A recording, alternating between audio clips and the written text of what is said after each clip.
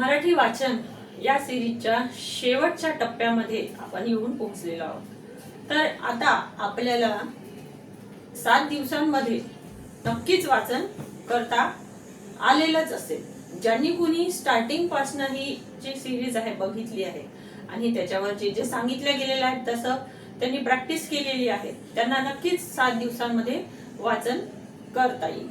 तर आज शेवटचा दिवस आहे आपला या सिरीजचा।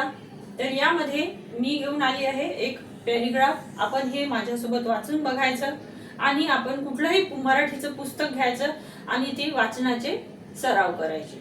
तर माझ्यासोबत आता तुम्ही मराठी वाचनाचा हे जो पॅराग्राफ आहे एवढा तुम्ही आता सराव करून बघा।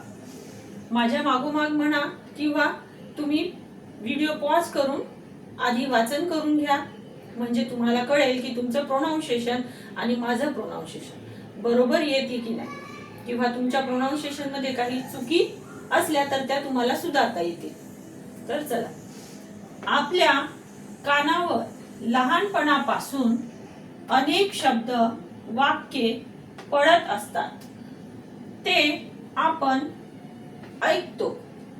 त्या शब्दांचे आणि वाक्यांचे अनुकरण करून आपण बोलतो, तसेच आपण एकमेकांशी बोलतो।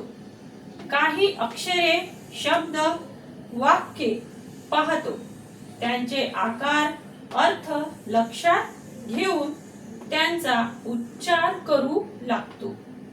आपले वाचन असे सुरू होते। तर हे आहे आपले मराठी वाचनाची पूर्ण झालेली आता आपली ही सिरीज।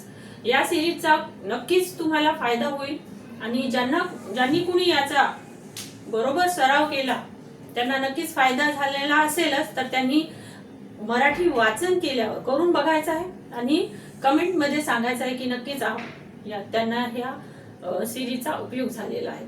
जर तुम्हाला आणखी असे विविध वेगवेगळ्या प्रकारच्या सिरीज बघायच्या असतील तर नक्कीच आम्ही समोर घेऊन येऊ। त्यासाठी आमच्या चॅनलला सबस्क्राईब करा। थँक्यू।